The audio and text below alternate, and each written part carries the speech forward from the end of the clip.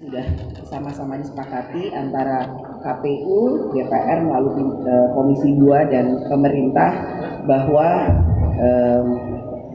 tahapan pemilu akan dimulai insya Allah sesuai dengan jadwal yang ada, yaitu tanggal 14 Juni tahun 2022.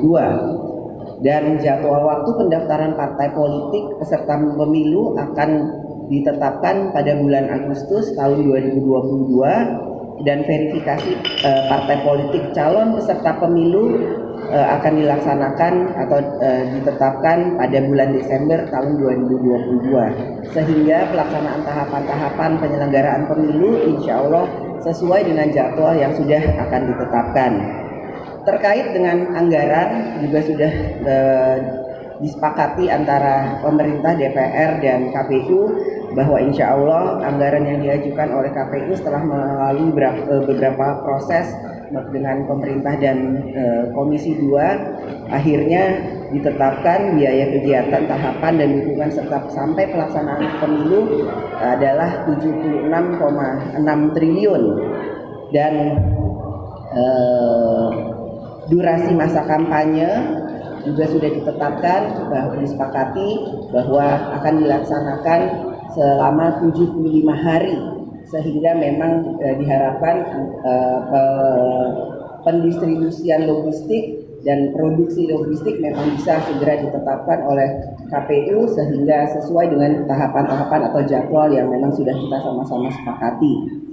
Kami berharap bahwa anggaran pemilu bisa dilaksanakan secara efisien dan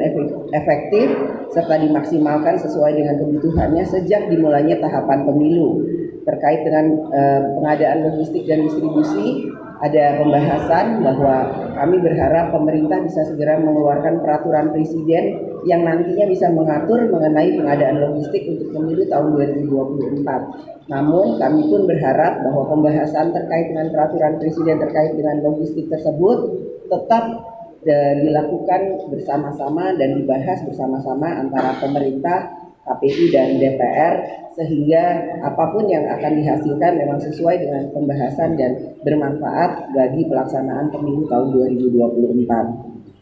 Juga terkait dengan lamanya prosedur dan mekanisme penanganan sengketa pemilu 2024 di Mahkamah Konstitusi dan Mahkamah Agung, kami juga berharap agar pelaksanaan sengketa-sengketa tersebut sesuai dengan undang-undang dilaksanakan maksimal 21 hari, namun harapannya sebisa mungkin lebih cepat memang bisa segera ditetapkan oleh KPU sehingga sesuai dengan tahapan-tahapan atau jadwal yang memang sudah kita sama-sama sepakati. Kami berharap bahwa anggaran pemilu bisa dilaksanakan secara efisien dan efektif serta dimaksimalkan sesuai dengan kebutuhannya sejak dimulainya tahapan pemilu. Terkait dengan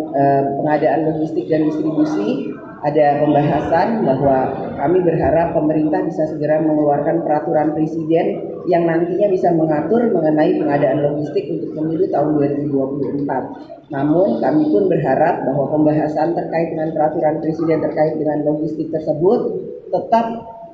dilakukan bersama-sama dan dibahas bersama-sama antara pemerintah, KPU, dan DPR sehingga apapun yang akan dihasilkan memang sesuai dengan pembahasan dan bermanfaat bagi pelaksanaan pemilu tahun 2024.